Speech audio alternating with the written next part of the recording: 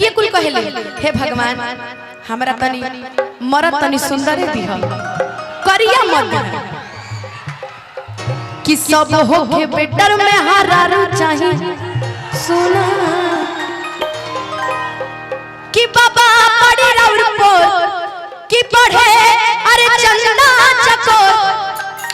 नाही दहेज में मांगी ले फॉर्च्यूनर कि सब होके सुनर अरे मैं हरारू चाही सुना का मांगे ले ना ये आप लोग मांगते हैं ई गावेली कि नहीं चाहिए जीरो हमके मर्द चाहिए हीरो अरे होके नहीं जीरो अरे हमके मर्द चाहिए हीरो। एक और प्रमोद भैया गाना गईले रहे कि बेल के पतैया पर लिखतनी लेटर अरे देखी भोले बाबा कई दी है सिग्नेचर अरे मैं हरा मिली बेटर में हरा बाकी भोले बाबा से अर्जी तभी लोग करेला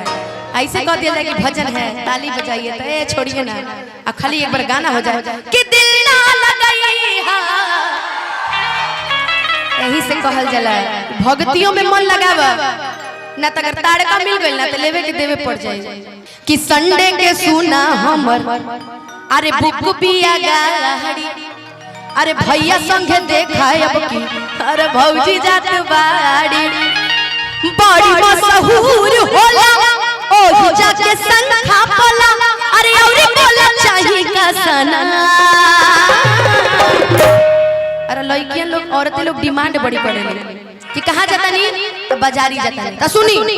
दुगो लव साबुन दुगो डब साबुन हमरा खरतीन क्रीम इचिम पिचिम टिचिम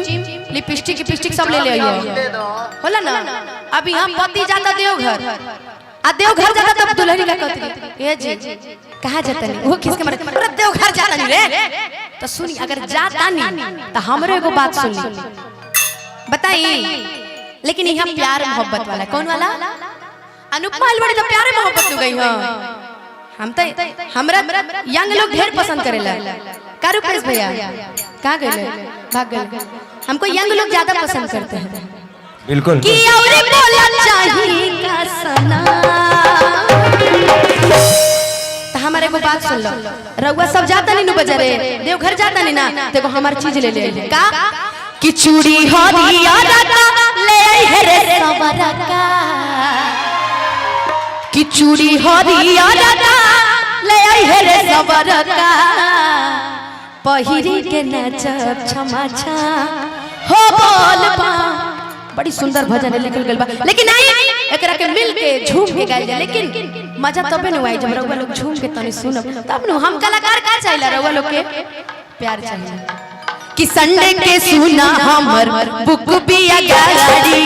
संडे के सुना हमर बुक बिया गाड़ी मम्मी संग देखायब दीदियो जात बाड़ी मम्मी संग देखायब दीदियो जात बाड़ी बड़ी मशहूर होला ओ जाके संग होला और बोला चाहिए का सना चूड़ी हरिया रका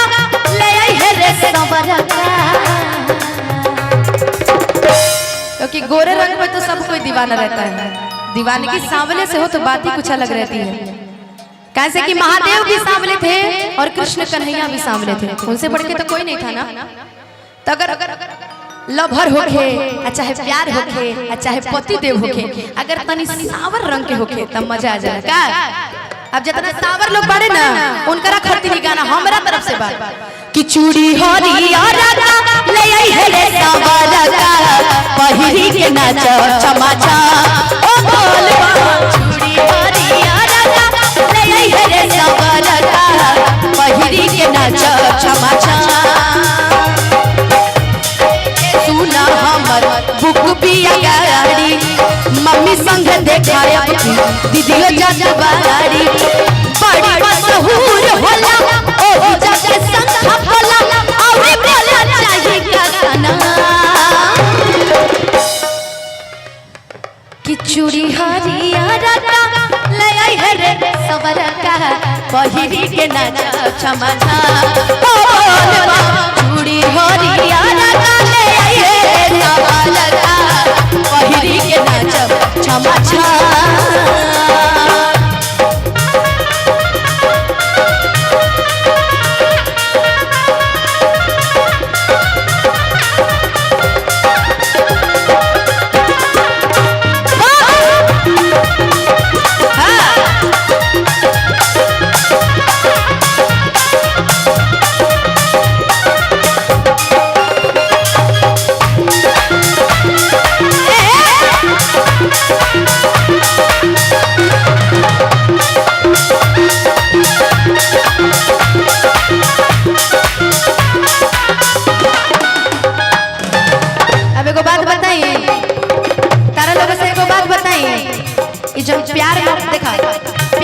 धीरे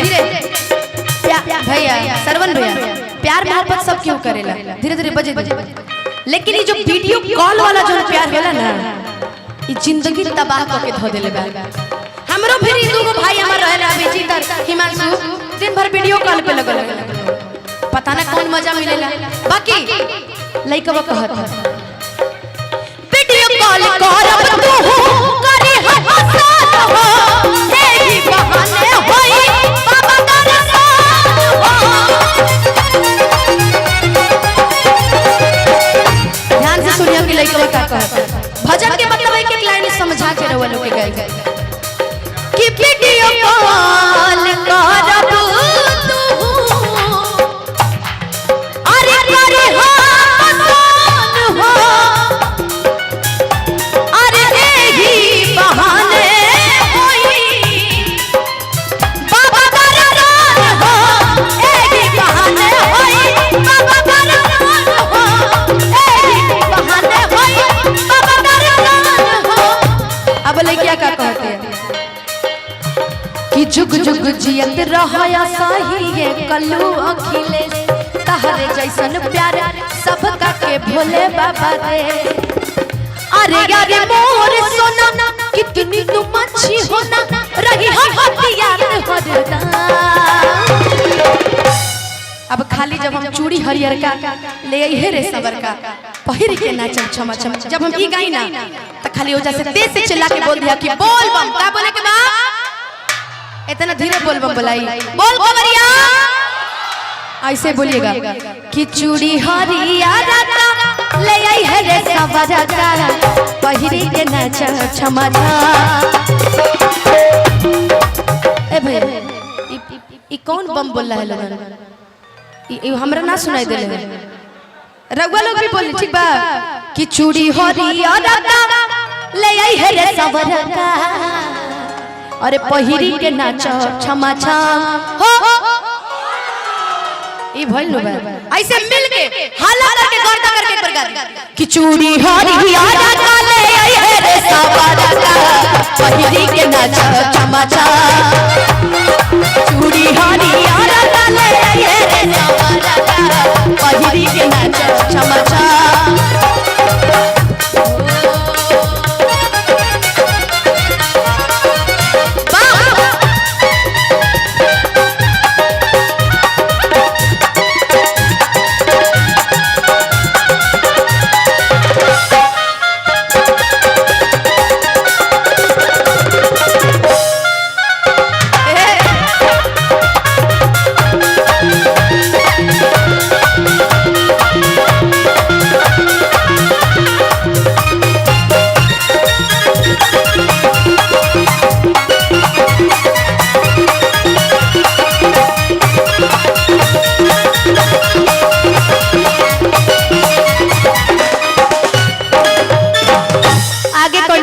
लइकवा कहता कि सुना हम तो बाबा धाम जाता नहीं ना बकर तू तो अकेले रहबू तो कम से कम तनी हमारे एक बार तू खाली फोन उठा लिया अब बाकी हमरा तरह से कुछ ना चाहिए। कैसे कहता कि मान परई हां के अरे मेरी मेरी फोन हो हम तो भीड़ भाड़ में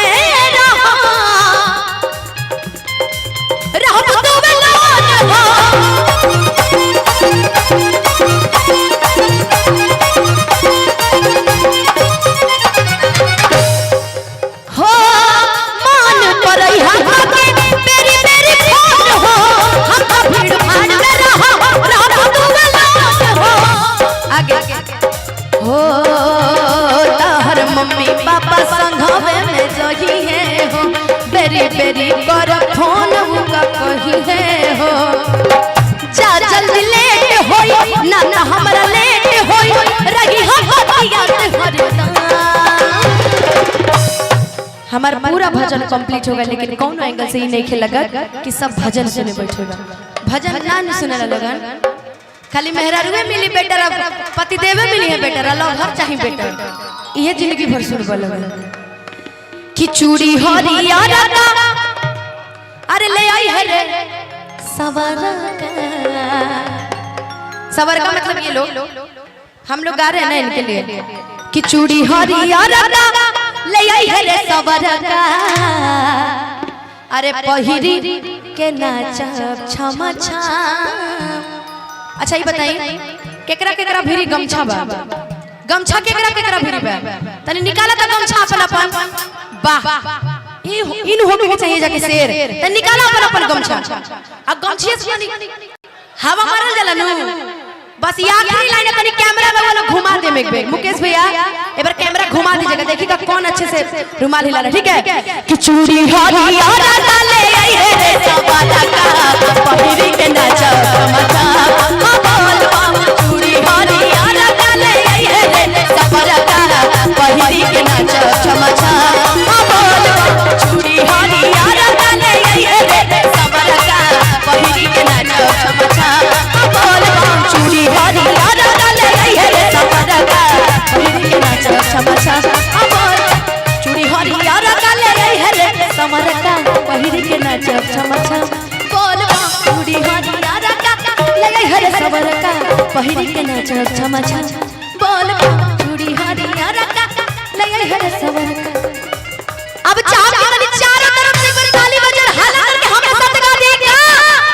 चूड़ी हरियर डाले आई रे सवाला का पहिरी के नाचा चमचा बोल चूड़ी हरियर डाले आई रे सवाला का पहिरी के नाचा चमचा बोल चूड़ी हरियर डाले आई रे सवाला का पहिरी के नाचा चमचा बोल पहिरी के नाचा चमचा बोल पहिरी के नाचा चमचा कि चूड़ी हरियर का अरे सब जानी लेके आई हा आ काले जैसे पहिरी के जाइब हम हो बोल बम। अब जहाँ जहाँ दुकान खुलल हो के हरियर चूड़ी हमरा भीरी ले आई हा हम पहन के घरे चले जाए बाकी बोली सच्चे दरबार की रउआ लोग खातिर हम एगो भजन गइल रही बेरा हमारा ऑफिशियल चैनल से अनुपमा यादव ऑफिशियल से वो गाना लॉन्च भेल रहे चाहत कि रउआ लोग सब्सक्राइब कर लेब चैनल हमारा अपडेट मिलत रही बढ़िया बढ़िया एगो हम भजन